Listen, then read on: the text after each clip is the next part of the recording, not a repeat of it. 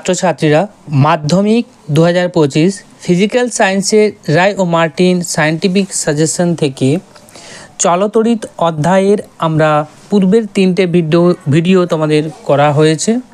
সেইগুলো যদি দেখে না থাকো অবশ্যই দেখে নেবে, প্লেলিস্টের লিঙ্ক ডিসক্রিপশন বক্সে দেওয়া আছে। এবং আজকে আমরা আরেকটি নতুন পাঠ করব 4 তড়িৎ ক্ষমতা। এই অংশ থেকে যে সমস্ত প্রশ্নগুলো দেওয়া আছে তার সমস্ত উত্তর গাণিতিক প্রশ্ন সহ সমস্তটাই প্রথম থেকে শেষ পর্যন্ত দেখবে। হয়তো ভিডিওটি লেন্দি হবে, যেটা তোমাদের উপকারে আসবে, তাই বলছি তোমরা প্রথম থেকে শেষ পর্যন্ত দেখবে। আর যদি মনে হয় ভালো লাগছে অবশ্যই একটি লাইক করবে। তো প্রথমেই দেখো, প্রথম যে প্রশ্নটি রয়েছে, বিভব প্রভেদ ও রোধ আর এর সাহায্যে তড়িৎ ক্ষমতার রাশিমালা যদি বলা হয় তখন তোমরা কি করবে? এ অপশানটি কারেক্ট হবে, v²/r। কারণ ক্ষমতা সমান আমরা কি জানি? বিভব প্রভেদের স্কোয়ার বাই রোধ। আবার এটাকে আমরা বলতে পারি v/i, বা আমরা বলতে পারি i²r। এটা বিভিন্নভাবেই করা যায়, ঠিক আছে? এটা আমরা পরবর্তী সময় দেখব যে ডেরিভেশনও করতে হবে, আছে, সেটা আমরা করাবো। এখন এটা যেহেতু এমসিকিউ তাই এটা জেনে তোমরা ছেড়ে দাও, ডেরিভেশনও আছে, সেটা আমরা করিয়ে দিচ্ছি। দ্বিতীয়ত, প্রদত্ত কোণটি 1 ওয়াট বোঝায় না। এখানে কোণটা 1 ওয়াট বোঝাবে না। দেখো, ক্ষমতা সমান আমরা কি বললাম যে বিভব প্রভেদের স্কোয়ার বাই রোধ। তাহলে এখানে ওহম স্কোয়ার কখনই কি সম্ভব হবে নিচে? কখনোই হবে না। তাহলে হতে পারে এটা ভোল্টের স্কোয়ার ডিভাইডেড বাই ওহম হতে পারে। কিন্তু এখানে দেওয়া আছে, দেখো সি অপশানে যেটা রয়েছে 1 ভোল্ট বাই ওহম স্কোয়ার, এটা সম্ভব নয়, কখনো সম্ভব না। কোনটা সেটা বলেছে, তাই আমাদের সি অপশানটি কারেক্ট হবে, বাকিগুলো সম্ভব। এরপর 3-এর দাগে যে প্রশ্নটি রয়েছে, দেখো ভোল্ট অ্যাম্পিয়ার দ্বারা প্রদত্ত কোন রাশিটি প্রকাশ করা হয়? তড়িৎ ক্ষমতাকে প্রকাশ করা হয়। 4 100 ওয়াটের একটি বাল্ব প্রতি মিনিট শক্তি খরচ করে কত পরিমাণ? প্রতি মিনিটে শক্তি খরচ করবে তা হবে 6000। কেমন করে? দেখো 1 ঘন্টাতে যে পরিমাণ শক্তি খরচ করবে তা হচ্ছে কি হবে? দেখো শক্তি খরচ ক্ষমতা ইন্টু সময়, ক্ষমতা ইন্টু সময় করতে হবে। ক্ষমতা এখানে দেওয়া আছে 100 ওয়াট, ইন্টু সময়টা কিন্তু মিনিটে দেওয়া আছে, তাই আমরা 60 মিনিট করে দিচ্ছি, ঠিক আছে? তো 60 মিনিট, তো 60 মিনিট দিয়ে গুণ করলে এখানে 6000 হবে, তাই আমাদের এখানে উত্তর হয়ে যাবে 6000 জুল।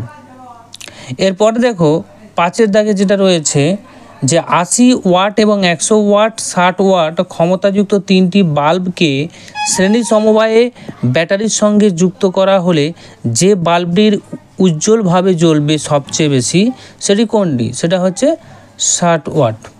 কেন? কারণ দেখো ক্ষমতা এবং রোধের যে সম্পর্ক তা কিন্তু ব্যস্তানুপাতিক সম্পর্ক। তো যেহেতু ব্যস্তানুপাতিক সম্পর্ক, তাহলে রোধ যার বেশি হবে তার ক্ষেত্রে ক্ষমতা কম হবে, আর যার ক্ষেত্রে রোধ কম হবে তার ক্ষেত্রে ক্ষমতা বেশি হবে। আবার একটা জিনিস কি, যে রোধের পরিমাণ যদি বাড়ে সেই ক্ষেত্রে কিন্তু উজ্জ্বলভাবে বেশি জ্বলবে বাল্বটি।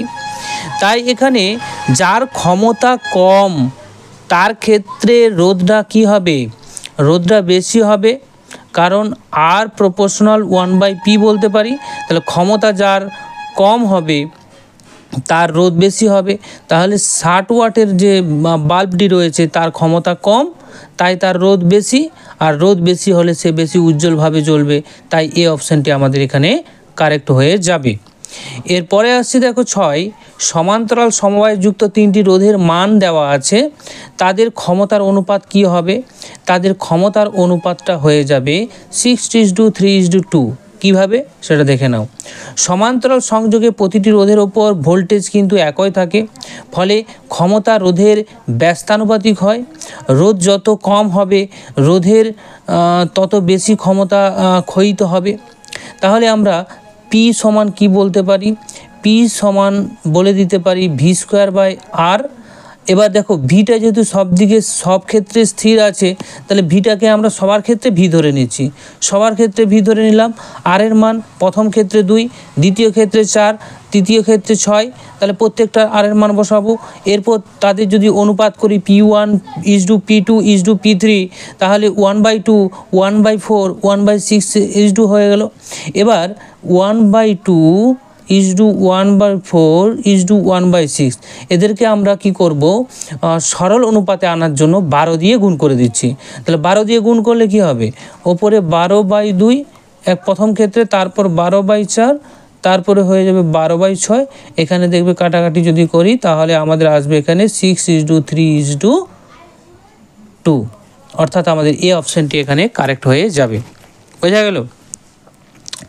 এরপরে দেখো 7 দাগের যে প্রশ্নটি রয়েছে, তড়িৎ শক্তির খরচের হিসেবে কোনটি বেশি সাশ্রয়কারী হবে? অবশ্যই এখানে যে কটা আছে তার মধ্যে এলইডি ল্যাম্পটা বেশি সাশ্রয়কারী হয়। ক্লিয়ার? তারপর দেখো 8 দাগের বৈদ্যুতিক বাল্বের গায়ে স্টার চিহ্ন নির্দেশ করে কি? স্টার চিহ্নটা নির্দেশ করবে এনার্জি রেটিং নির্দেশ করে। ঠিক আছে? তারপরে 9 দাগে যে প্রশ্নটি রয়েছে দেখো, 230 ভোল্ট তারপর 220 ওয়াটের একটি টিভি সুইচ বোর্ডের কমপক্ষে কত প্রবাহ মাত্রার ফিউজ লাগাতে হবে? তো এখানে 2 প্রবাহ মাত্রার ফিউজ লাগাতে হবে। কেন 2 প্রবাহ মাত্রা সেটা আমরা দেখে নেব। দেখো প্রবাহ মাত্রা কিন্তু আমরা বের করতে পারবো। প্রবাহ মাত্রা আমরা সহজে নির্ণয় করতে পারি যে ক্ষমতা বাই কী করব, বিভব করে দেব। তাহলে সেখান থেকে প্রবাহ মাত্রাটা আমরা পেয়ে গেলাম। এবার টিভির সঠিক কার্যকারিতা এবং সুরক্ষার জন্য ফিউজের মান সাধারণত যে গণনাকৃত যে প্রবাহ মাত্রার চেয়ে কিছুটা বেশি নিতে হবে, যাতে তা স্বাভাবিক অপারেশন চলাকালীন না পুড়ে যায়। সাধারণত এর থেকে নিকটবর্তী প্রায় 2 অ্যাম্পিয়ার ফিউজ ব্যবহার করতে হবে। ঠিক আছে? 1 অ্যাম্পিয়ারটা ব্যবহার করলে একদম কাছাকাছি হয়ে যাচ্ছে, সেই ক্ষেত্রে কিন্তু পুড়ে যাওয়ার সম্ভাবনা থাকে। তাই আমাদের একটু আগিয়ে 2 অ্যাম্পিয়ার নিতে হবে। ক্লিয়ার? এরপর 10 দাগের ভোল্ট স্কোয়ার ওহম যে ভৌত রাশির একক তা হচ্ছে কি?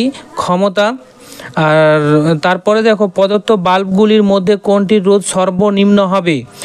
তো এইখানে বিভব এবং ক্ষমতা দেওয়া আছে, রোধটা বের করতে হবে।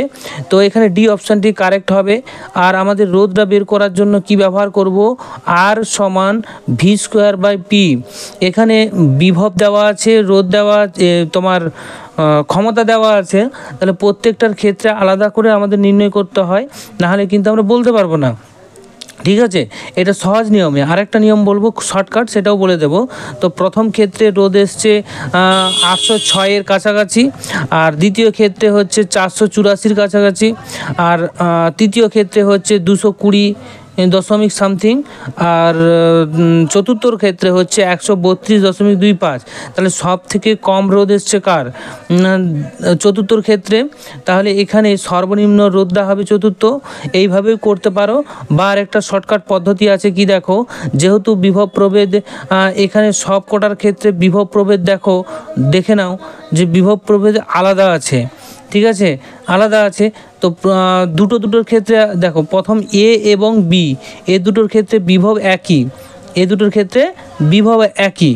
তাহলে দুটোর ক্ষেত্রে বিভব যদি একই হয়, আবার দ্বিতীয় ক্ষেত্রে বিভব দুটো একই, তাহলে এটা ইন্ডিভিজুয়াল আলাদা আলাদা করেই করতে হবে। কারণ এখানে যদি বিভবের পরিমাণটা ভিটা যদি সবার ক্ষেত্রে সেম হতো, সেই ক্ষেত্রে আমরা আর প্রপোর্শনাল 1/P করে দিতাম। অর্থাৎ যার ক্ষমতা কম হতো তার রোধ তোমার বেশি হতো, আর যার ক্ষমতা বেশি হতো তার রোধ কম হতো। এইভাবে করতে পারতাম। কিন্তু এখানে যেহেতু আলাদা আছে, তাই আমরা এই পদ্ধতি ছাড়া অন্য পদ্ধতিতে করতে পারবো না। ঠিক আছে? শর্টকাট পদ্ধতিটা তখনই লাগবে যখন বিভব সমান হবে। এরপর দেখো 12, 1 BOT হলো কি? 1 BOT সমান 1 কিলোওয়াট ঘন্টা। BOT হচ্ছে তোমার স্ট্যান্ডার্ড। 1 BOT সমান হবে 1 কিলোওয়াট ঘন্টা। এরপর 13 দাগে যে বাল্বের তড়িৎ শক্তি বেশি অংশ তাপ শক্তিতে রূপে অপচয় হয় তা হচ্ছে ভাস্কর ল্যাম্প, ফিলামেন্টযুক্ত যে ল্যাম্পগুলো। 14 নির্দেশক বাতিতে ব্যবহার করা হয়, নির্দেশক বাতিতে এলইডি ব্যবহার করা হয়। কারণ এটা অনেক টিকসই এবং এদের আলোর তীব্রতাও অনেক বেশি ভাস্কর ল্যাম্প বা সিএফএলের থেকে। ঠিক আছে, এরপরে আমরা অতি সংক্ষিপ্ত প্রশ্নগুলো করে নেব। তো 1 মিনিট একটু দাঁড়াও।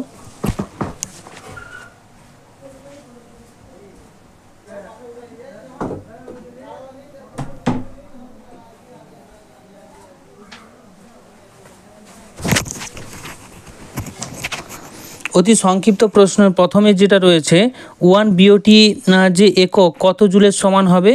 1 বিওটি, বিওটি বলতে বোর্ড অফ ট্রেড ইউনিট, ঠিক আছে, ব্রিটিশ ইউনিটও বলা হয় এটাকে। তো 1 কিলোওয়াট ঘন্টা এটাকে আমরা বলি, 1 বিওটি সমান 1 কিলোওয়াট ঘন্টা।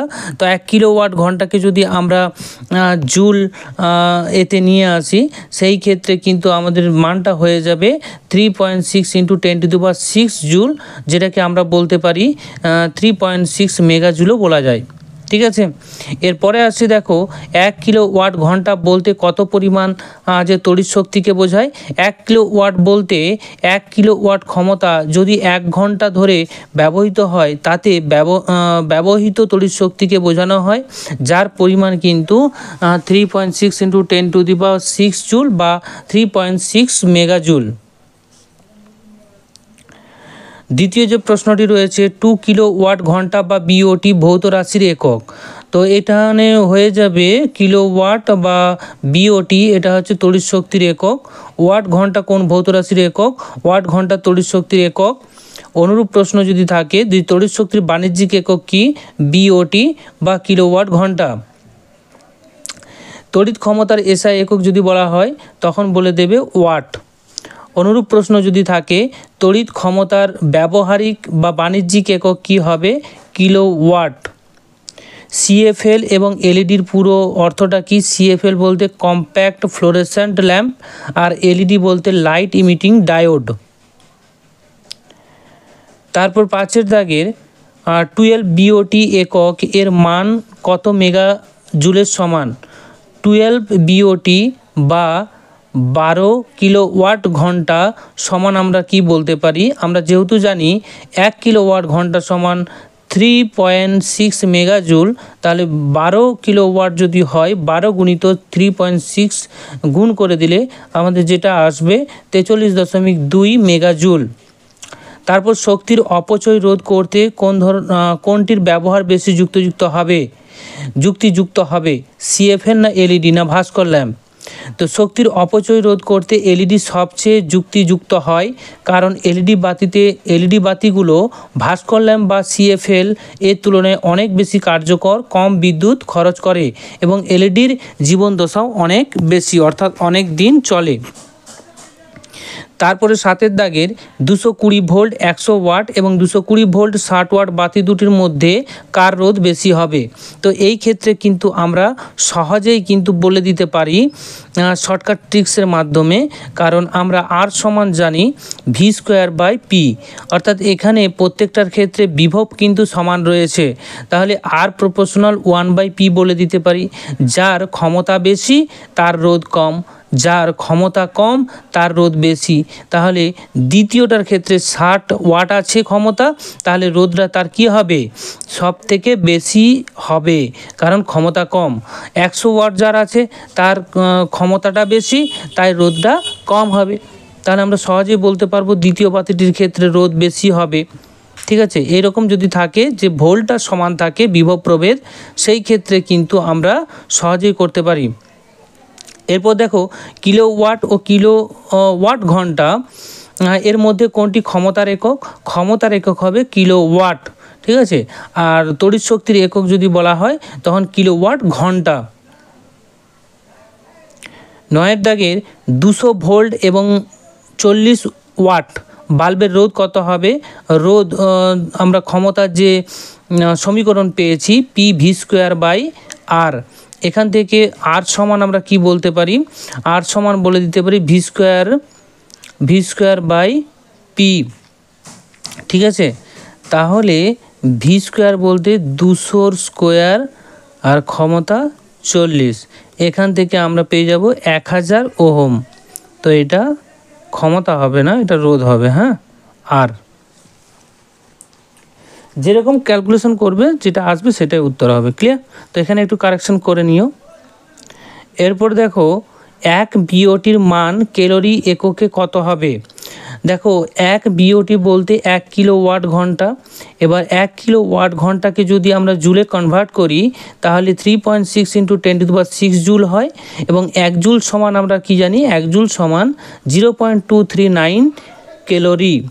তাহলে 1 জুল সমান 0.239 ক্যালোরি যদি হয় তাহলে 3.6 × 10⁶ জুল সমান কত ক্যালোরি হবে গুণ করে দেবে। গুণ করলে যেটা উত্তর আসবে সেটাই আমাদের উত্তর হবে। ঠিক আছে? এরপর 11, কোন বাল্বের অত্যাধিক পারদজনিত দূষণ ঘটে, অথবা সিএফএল ও এলইডির বাল্বের মধ্যে কোনটি পারদজনিত দূষণ ঘটায়। তাহলে সিএফএল বাল্ব বা পারদজনিত দূষণটা ঘটায়, কারণ এর ক্ষেত্রে সিএফএল বাল্বের ক্ষেত্রে ভেতরে একটা গ্যাস ভরা থাকে। ঠিক আছে? তারপর এলইডি বাল্বের পারদের ব্যবহার করা হয় না, কিন্তু সিএফএল এর ক্ষেত্রে পারদ ব্যবহার করা হয়, ওই গ্যাসটির সাথে মেশানো থাকে। তারপর দেখো বৈদ্যুতিক সরঞ্জামে স্টার রেটিং কেন দেওয়া হয়। স্টার রেটিং হলো বৈদ্যুতিক সরঞ্জামের শক্তি কার্যকারিতা নির্দেশ করে। যত বেশি স্টার তত বেশি কার্যকর সরঞ্জামটি, অর্থাৎ কম বিদ্যুৎ খরচ করে। ওয়াট ঘন্টা কাকে বলে? ওয়াট ঘন্টা হলো শক্তির একটি একক যা নির্দেশ করে 1 ওয়াট ক্ষমতা কতক্ষণ ব্যবহৃত হচ্ছে। ঠিক আছে? তাহলে 1 ওয়াট ঘন্টা সমান আবার আমরা বলতে পারি যে 3600 জুল। পরবর্তী প্রশ্ন, সিএফএল এলইডি বাতি দুটির ব্যয়িত শক্তির শতকরা কত ভাগ দৃশ্যমান আলোয় উৎপন্ন করে। সিএফএল এর ক্ষেত্রে 8 থেকে 10% এবং এলইডির ক্ষেত্রে 15 থেকে 20% ব্যয়িত শক্তিকে দৃশ্যমান আলোতে রূপান্তরিত করে। পরবর্তী 15 দাগে যে প্রশ্নটি রয়েছে, একটি 220 ভোল্ট এবং 100 ওয়াটের বাতি কত ভোল্টেজ সবচেয়ে উজ্জ্বলভাবে ছড়াবে। তো এইখানে তোমার 220 ভোল্ট এবং 100 ওয়াটের বাতিকে আমরা যদি 220 ভোল্টেজে যদি ব্যবহার করি মেনের সাথে, তখনই কিন্তু উজ্জ্বলভাবে জ্বলবে। না হলে কিন্তু ভোল্টেজ কম হলে, মানে বাতির যে রেটিংটা রয়েছে তাতে যে ভোল্টেজটা আছে সেই ভোল্টেজ মিনিমাম দিতে হবে, তাহলে উজ্জ্বলভাবে হবে। তার থেকে কম দিলে কিন্তু উজ্জ্বলভাবে হবে না। দীপ্তমান কার্যক্ষমতার একক কি? দীপ্তমান কার্যক্ষমতার একক হচ্ছে লুমিনেন্স প্রতি ওয়াট। পরবর্তী চলে যাচ্ছি সংক্ষিপ্ত উত্তরধর্মী প্রশ্নে। দীর্ঘ প্রশ্ন 2 বা 3 মার্কে যেগুলো থাকে। কিলোওয়াট ঘন্টা কি? কিলোওয়াট ঘন্টা, দেখো 1 কিলোওয়াট ক্ষমতা সম্পন্ন যন্ত্র 1 ঘন্টা চললে ব্যয়িত তড়িৎ শক্তিকে 1 কিলোওয়াট ঘন্টা বা 1 বিওটি একক বলা হয়। অর্থাৎ 1 কিলোওয়াট ঘন্টা সংখ্যা সমান ওয়াট ঘন্টা সংখ্যা ডিভাইডেড বাই 1000, আর ওয়াট ঘন্টা বাই 1000, সেখান থেকে বিওটি একক সংখ্যা। তাহলে 1 বিওটি সমান আমরা কি বলতে পারি? 1 কিলোওয়াট ঘন্টা। সেখান থেকে আমরা ওয়াট ঘন্টায় যদি নিয়ে আসি 1000 ওয়াট ঘন্টা, আর সেটাকে যদি জুলে নিয়ে আসি তাহলে 3600 × 10⁻³ জুল। সেটাকে জুলে যদি আমরা কনভার্ট করে নিই তাহলে 3.6 × 10⁻6 জুল, আর মেগা জুলে করলে 3.6 মেগা জুল। ঠিক আছে? এবার বিওটির এক সংজ্ঞা দাও। একই রকমভাবে এই প্রশ্নের উত্তরটাও কিন্তু আমাদের এই প্রশ্নের উত্তর হবে। ক্লিয়ার? তারপরে দেখো তড়িৎ ক্ষমতা বলতে কি বোঝায়। কোনো তড়িৎ যন্ত্র সময় সাপেক্ষে বৈদ্যুতিক শক্তি ব্যয়ের হারকে তড়িৎ ক্ষমতা বলা হয়। তড়িৎ ক্ষমতা পি সমান আমরা কি জানি? বিভব প্রভেদ ইন্টু প্রবাহ মাত্রা, বা আবার বলতে পারি প্রবাহ মাত্রার বর্গ ইন্টু রোধ, আবার বলতে পারি বিভব প্রভেদের বর্গ বাই রোধ। এরপর আসছি, দেখো একটি বাল্বের রেটিং লেখা আছে 220 ভোল্ট 100 ওয়াট। এর অর্থটা কি? বাতিটি দুটি প্রান্তের বিভব প্রভেদ 220 ভোল্ট হলে বাতিটি সবচেয়ে উজ্জ্বলভাবে জ্বলবে এবং বাতিটি প্রতি সেকেন্ডে 100 জুল তড়িৎ শক্তি ব্যয় করবে। পরবর্তী প্রশ্ন চলে যায়। অথবা বাল্বের ওপর 220 ভোল্ট এবং 100 ওয়াট লেখা আছে, এই ক্ষেত্রে ভোল্টেজের রেটিংয়ের ওয়াট রেটিং কত হবে? তো এই বাল্বের ক্ষেত্রে ভোল্টেজ রেটিংটা হয়ে যাবে 220 ভোল্ট, আর যে ওয়াট রেটিংটা হয়ে যাবে 100 ওয়াট। মানে হচ্ছে বাল্বটি সঠিকভাবে কাজ করবে 220 ভোল্ট ভোল্টেজে এবং সর্বোচ্চ 100 ওয়াট বিদ্যুৎ খরচ করতে পারবে। এরপরে চলে আসছি বাড়িতে বৈদ্যুতিক বিদ্যুৎ শক্তি অপচয় হ্রাসে তুমি কি কি ব্যবস্থা নেবে? এক হচ্ছে এনার্জি সেভিং ডিভাইস ব্যবহার করব, যেমন এলইডি বাল্ব ব্যবহার করব সিএফএল বা ভাস্কর ল্যাম্পের পরিবর্তে। এনার্জি এফিসিয়েন্ট ফ্যান ব্যবহার করব। ইনভার্টার, যে এয়ার কন্ডিশনার ইত্যাদি যে ব্যবহার করা হয় সেগুলো স্টার রেটিং বেশি দেখে নিতে হবে। অপ্রয়োজনীয় যন্ত্রপাতি বন্ধ রাখতে হবে, লাইট, ফ্যান, টিভি এগুলো অন্যথা না চালিয়ে যখন ব্যবহার হবে তখন চালাতে হবে। পাওয়ার স্ট্রিপ ব্যবহার করতে হবে। অনেকগুলো যন্ত্র একসঙ্গে প্লাগ ইন করে পাওয়ার স্ট্রিপ ব্যবহার করলে যন্ত্রগুলো একসঙ্গে বন্ধ করা সহজ হয় এবং বিদ্যুৎ বাঁচানো যায়। যন্ত্রপাতি রক্ষণাবেক্ষণ ঠিকঠাক করতে হবে, ঠিক আছে, তাহলে কিন্তু আমাদের বিদ্যুতের অপচয় কম হবে। প্রাকৃতিক আলোর ব্যবহার বেশি করতে হবে দিনের বেলায়।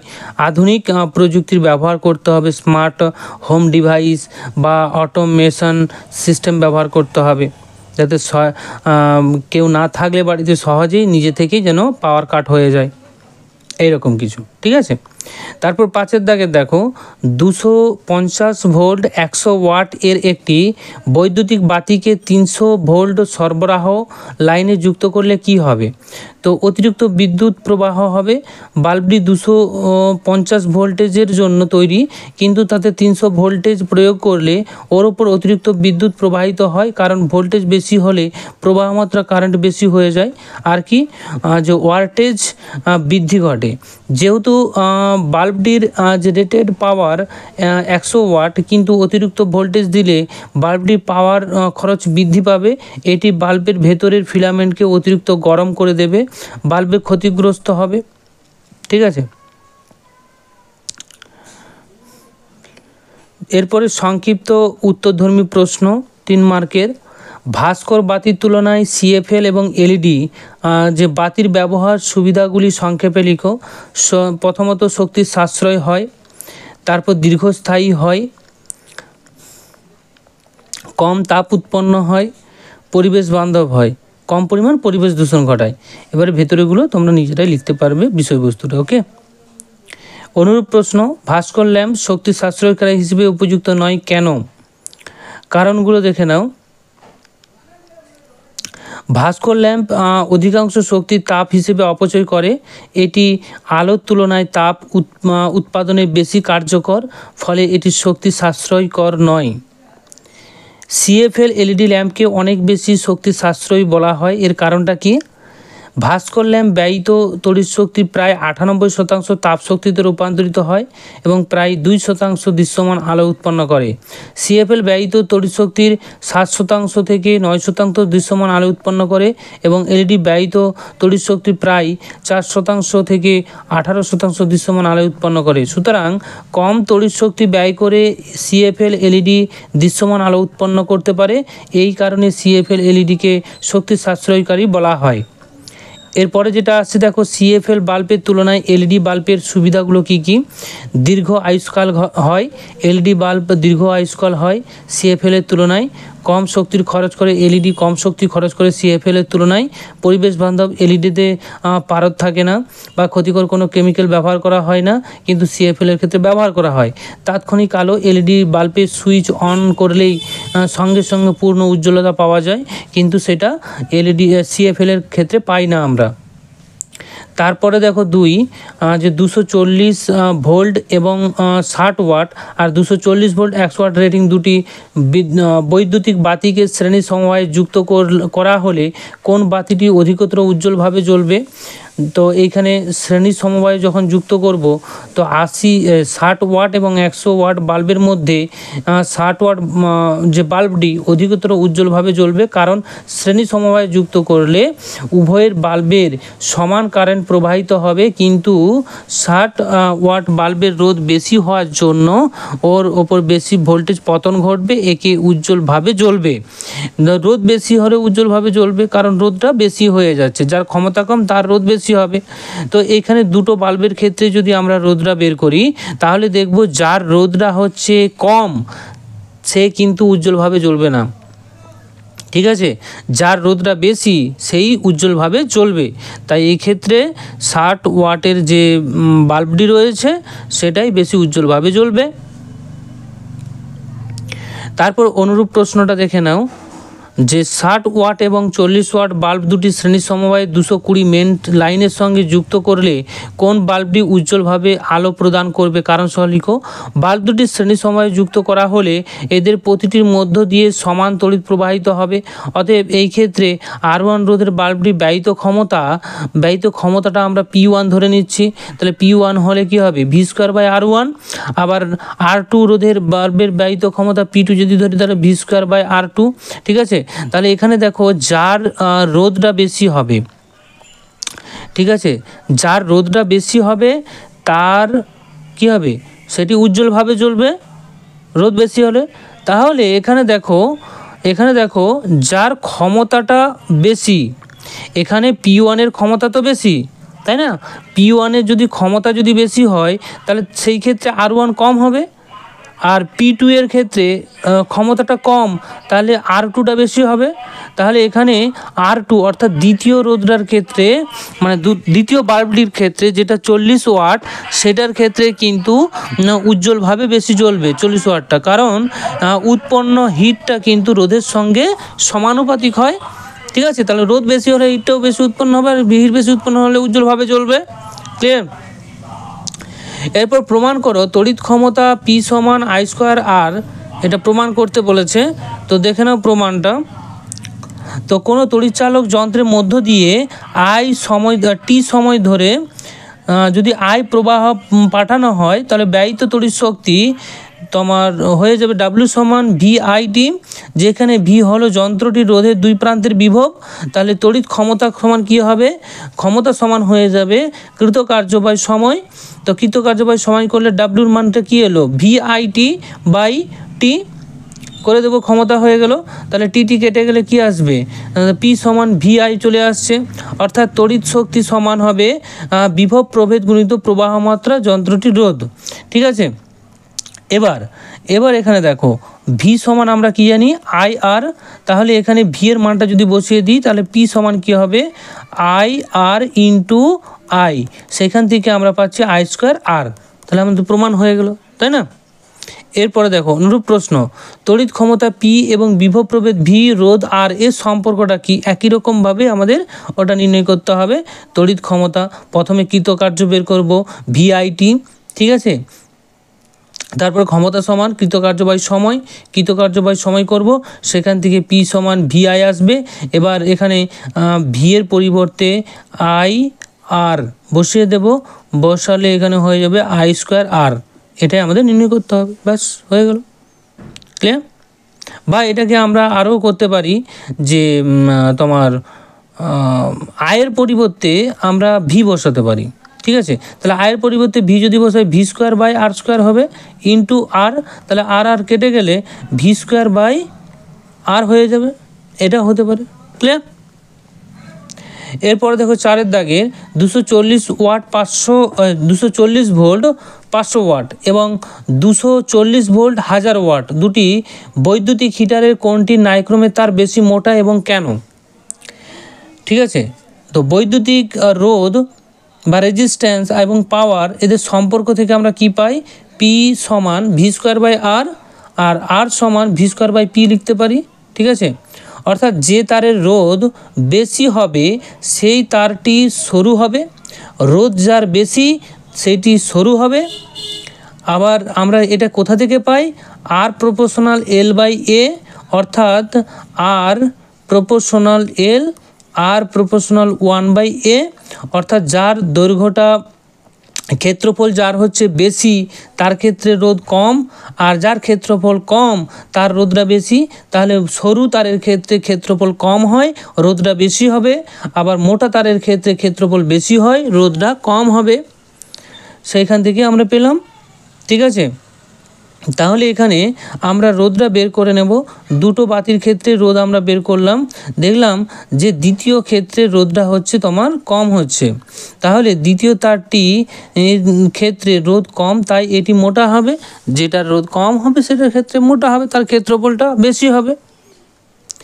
অথবা যে প্রশ্নটি রয়েছে এটাও কিন্তু 4 প্রশ্নের মতো, দেখে নিও। তো LED এবং CFL এর মধ্যে পার্থক্য লেখো, বাইরে তুলনা করতে বলেছে। তো পার্থক্যটা তোমরা বাম পাশ আর ডান পাশ করেও করতে পারো, তো আমি পরপর করে গেছি, জিনিসটা একটু দেখে নাও, পয়েন্ট করে করে করেছি। প্রথমে শক্তি সাশ্রয়ের দিক থেকে এলইডি বা লাইট ইমিটিং ডায়োড তো সিএফএল এর তুলনায় বেশি শক্তি সাশ্রয় করে। এলইডি বাল্ব একই উজ্জ্বলতা দিয়ে সিএফএল এর তুলনায় কম বিদ্যুৎ খরচ করে, আর সিএফএল এলইডির চেয়ে বেশি বিদ্যুৎ খরচ করে এবং তবে ভাস্কর বাতির তুলনায় কম কম শক্তি ব্যবহার করে। আয়ুষ্কাল যদি দেখা হয়, এলইডির আয়ুষ্কাল 20,000 থেকে 50,000 ঘন্টা, আর সিএফএল এর হচ্ছে 8,000 থেকে 15,000 ঘন্টা। পরিবেশ বান্ধবতার দিক থেকে যদি বলা হয়, এলইডি পরিবেশ বান্ধব হবে, কারণ এতে কোনো রকমের যে মার্কারি বা পারদ ব্যবহার করা হয় না বা রাসায়নিক পদার্থ ব্যবহার করা হয় না, কিন্তু সিএফএল এর ক্ষেত্রে কিন্তু রাসায়নিক পদার্থ হিসেবে পারদ ব্যবহার করা হয়। তাপ উৎপাদনের দিক থেকে যদি বলা হয়, এলইডি খুব কম পরিমাণ তাপ উৎপন্ন করবে, তুলনামূলক ঠান্ডা হয়, সিএফএল তুলনামূলক গরম হয়, বেশি তাপ উৎপন্ন করে। আলোর গুণমানের দিক থেকে যদি বলা হয়, তাহলে এলইডি তাৎক্ষণিক যে পূর্ণ উজ্জ্বল হয়, বিভিন্ন রঙের হতে পারে, কিন্তু সিএফএল যে চালু হওয়ার পর একটু সময় নেয় পূর্ণ উজ্জ্বল হতে, এর আলো সাধারণত কম উজ্জ্বল হয়ে থাকে।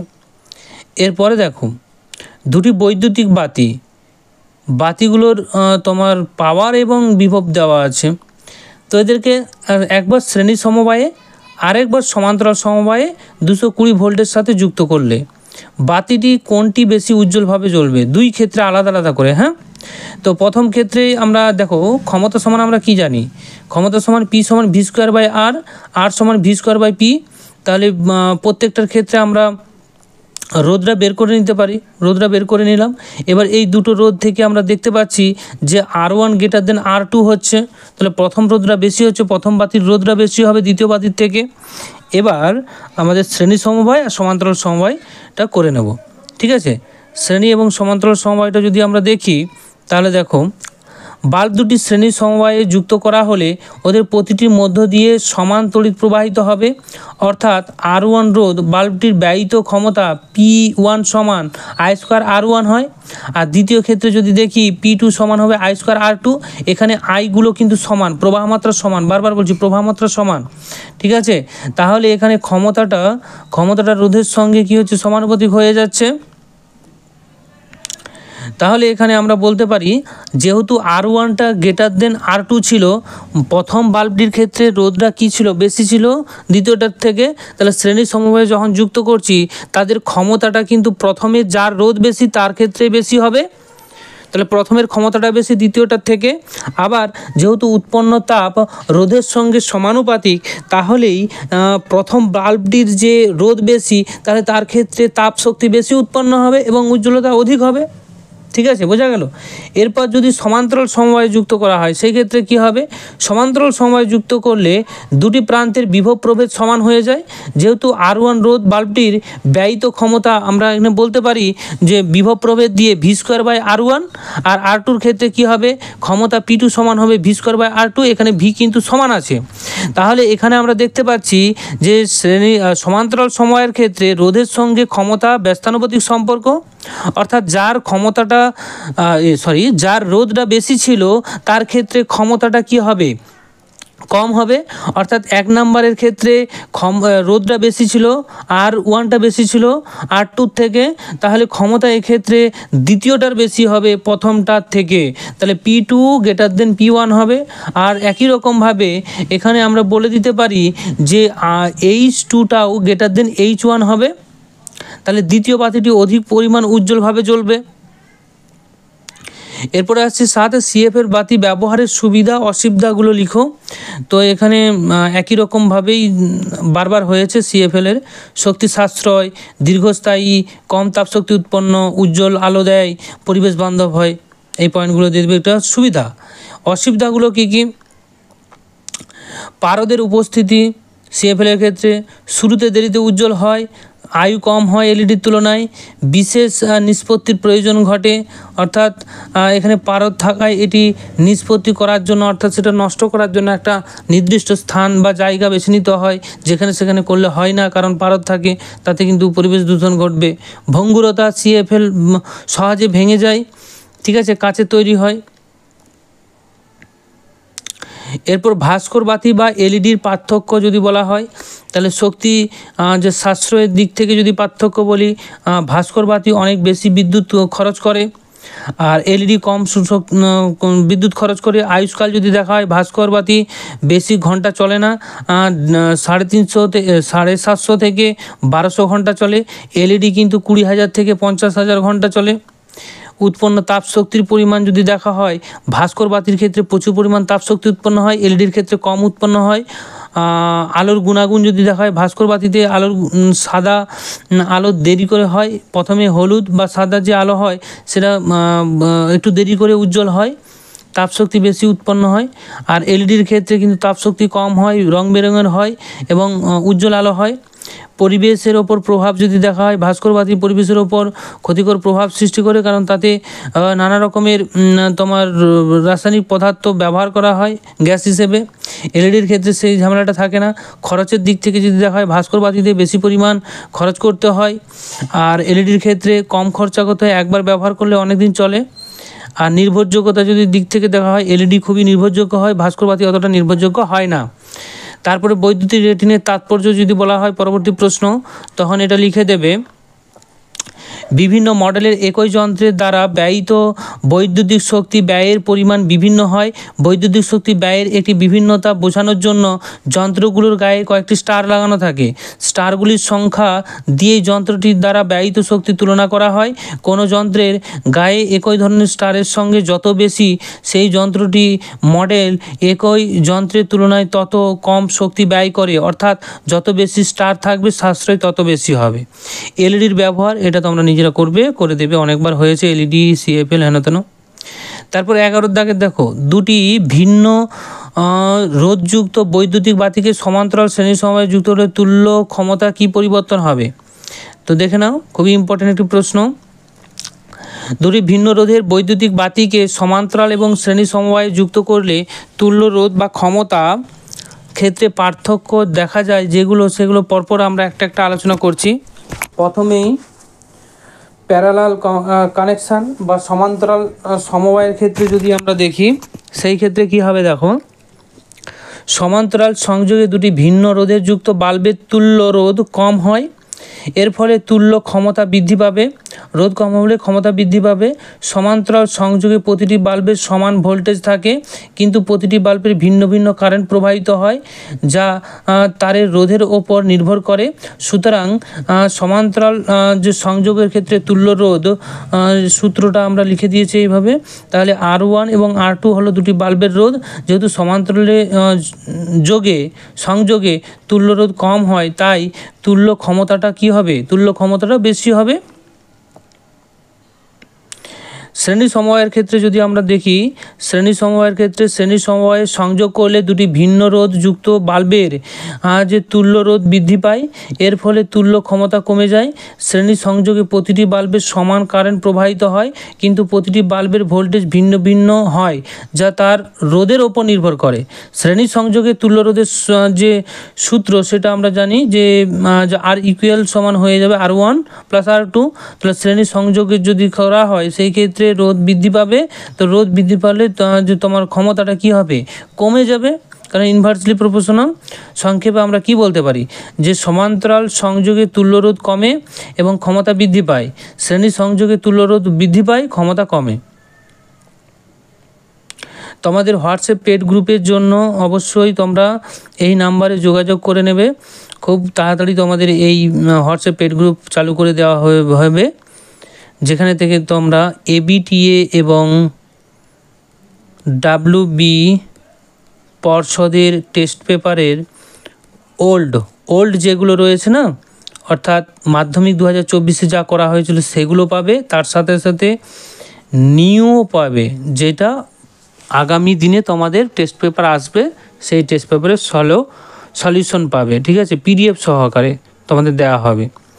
তো চাইলে তোমরা এই নাম্বারে যোগাযোগ করে নিও, ওকে। এরপর গাণিতিক যে সমস্যাগুলো এইগুলো হাতেই লিখেছি তোমাদের যাতে খুব সহজেই দিতে পারি এই জন্য। প্রথমেরটা দেখো, প্রশ্নটা তোমরা পেয়ে যাবে আমাদের টেলিগ্রাম লিঙ্কে। প্রথমে যেটা রয়েছে, যে বাতিটি রয়েছে তার প্রতিদিন ব্যয়িত যে তড়িৎ শক্তি যদি দেখি, তাহলে ক্ষমতা গুণিত যত সময় চলেছে, পি ইন্টু টি করতে হবে। তাহলে ক্ষমতা হচ্ছে 60 ওয়াট আর সময় চলেছে 5 ঘন্টা, তাহলে টোটাল কত হয়েছে 300 ওয়াট ঘন্টা। এবারে 30 দিনে কতটা শক্তি ব্যয়িত করবে, 30 দিয়ে গুণ করব, গুণ করলে ওয়াট ঘন্টাতে আসবে। ওয়াট ঘন্টাকে 1000 দিয়ে যদি ভাগ করি কিলো ওয়াট ঘন্টা হয়ে যায়, তাহলে এখানে 9 কিলো ওয়াট ঘন্টা। এবার আমাদের কি করতে হবে, দেখো যে বৈদ্যুতিক পাখার প্রতিদিন একটা বাতি দিয়েছে, বৈদ্যুতিক বাতি, তার ক্ষেত্রে আমরা নির্ণয় করলাম 30 দিনে কতটা শক্তি ব্যয় হচ্ছে। আর দ্বিতীয় ক্ষেত্রে একটা পাখা দিয়েছে, তার তাহলে প্রত্যেক দিন ব্যয়িত শক্তি কত, প্রত্যেক দিন 10 ঘন্টা চলেছে, ক্ষমতা কত 100, গুণ করলে যেটা আসছে ওয়াট ঘন্টাতে আসবে। 30 দিনে কত তোমার খরচা করছে, এখানে ক্যালকুলেট করবে, 1000 দিয়ে ভাগ করবে, করলে 30 কিলো ওয়াট ঘন্টা এতটা তোমার খরচা করছে। তো বাল্বটি কত খরচা করছিল 9 কিলো ওয়াট, আর পাখাটি কত খরচা করছে 30 কিলো ওয়াট ঘন্টা। তাহলে এই দুটোকে যদি যোগ করে দিই তাহলে কিন্তু আমাদের ই হবে, দেখো প্রতি মাসে 3টি বাতি, তাহলে একটা বাতি যদি 9 কিলো ওয়াট ঘন্টা করে ব্যয় শক্তি, তাহলে 3টে কত করবে, 3 দিয়ে গুণ। আর 2টি পাখা বলেছে, একটি পাখা যদি 30 দিনে হচ্ছে তোমার 30 যে কিলো ওয়াট ঘন্টা যদি শক্তি ব্যয় করে, তাহলে 2টি কত করবে, তাহলে গুণ করে দেবে, দিয়ে যে ক্যালকুলেশনে যেটা আসবে সেটাকে কিলো ওয়াট ঘন্টা, এবং 1 কিলো ওয়াট ঘন্টার সময় 1 বিওটি, তাহলে আমরা এখানে বলে দিতে পারছি 87 বিওটি। মোট খরচ কত হবে, 1 বিওটি বা 1 ইউনিটের জন্য খরচা হয় 5 টাকা, তাহলে 87 ইউনিটের জন্য কত, 435 টাকা খরচা হবে।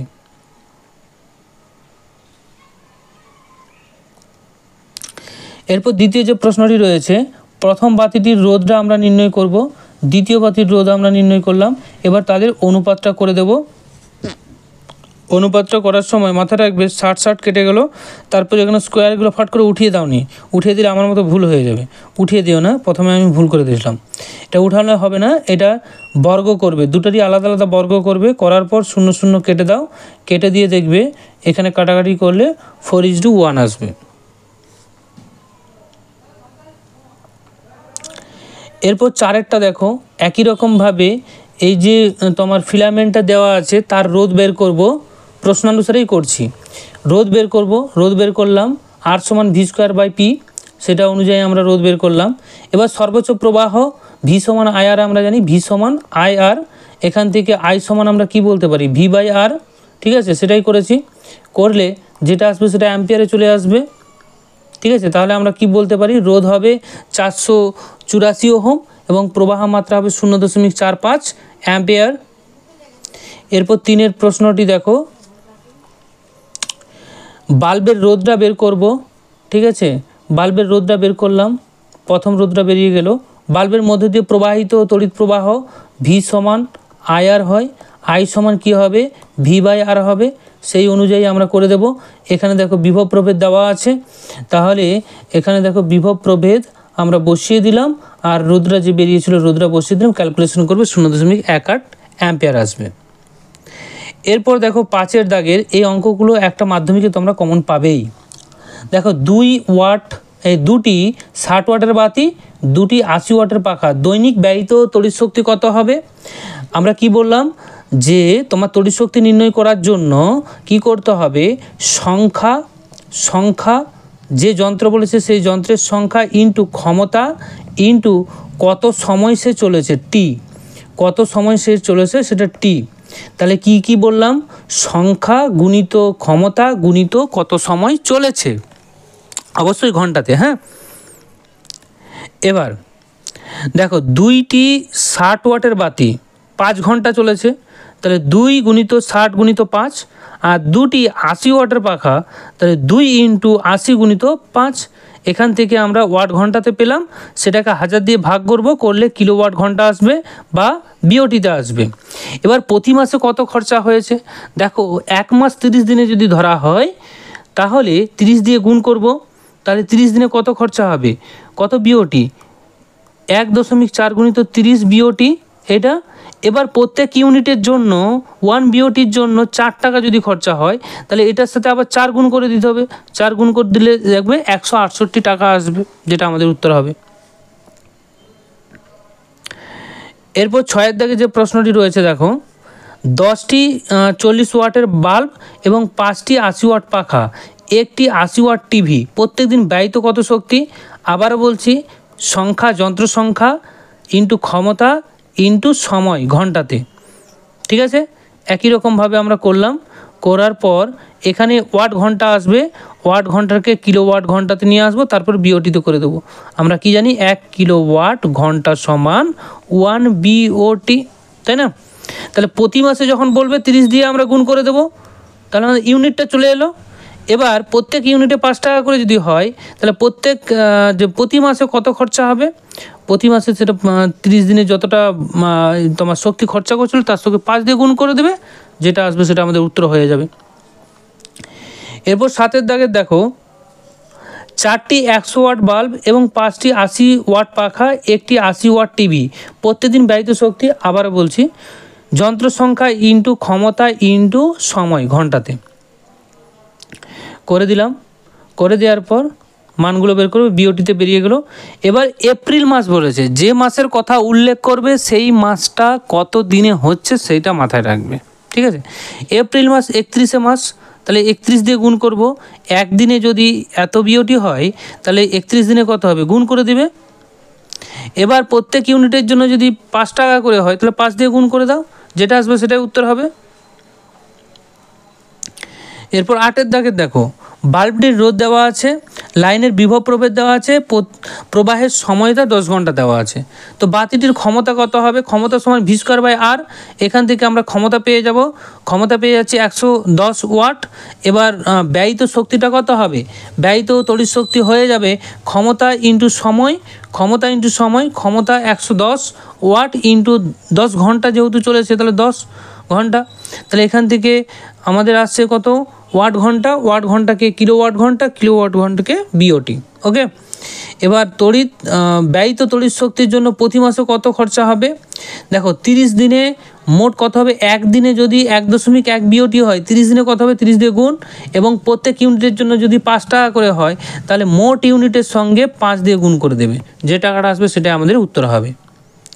9 দাগে, এই বাল্বটির রোধ কত? আশা করি পারবে। আর সমান v²/p করলে আমাদের রোধ বেরিয়ে যাবে। 10 দাগের ইলেকট্রিক ইস্ত্রির ক্ষমতা, এখানে ক্ষমতা দেওয়া আছে কিলোওয়াট ঘন্টাতে, ক্ষমতা দেওয়া আছে কিলোওয়াটে, সেটাকে ওয়াটে নিয়ে আসতে হবে। ঠিক আছে, ওয়াটে নিয়ে এলাম। এবার ইস্ত্রিটির রোধ কত হবে? v²/p। তো পি এখানে 1500 আর ভি হচ্ছে 220 ভোল্ট, সেটাকে স্কোয়ার করে দেবো, ক্যালকুলেশন করবে, দেখবে 32.26 ওহম আসবে। এবার প্রবাহ মাত্রা সমান আমরা কি জানি? ভি সমান আই আর, এখান থেকে আই সমান বের করতে হবে v/r। সেই অনুযায়ী আমরা যদি করি এখানে 6.82 অ্যাম্পিয়ার আসবে। ক্লিয়ার? তো এই ছিল আজকের ভিডিও। আশা করি তোমাদের ভালো লেগেছে। ভালো লাগলে অবশ্যই কমেন্ট বক্সে জানাবে কেমন লাগলো। ওকে, আর বন্ধুদের সঙ্গে অবশ্যই শেয়ার করবে। ওকে, থ্যাংক ইউ।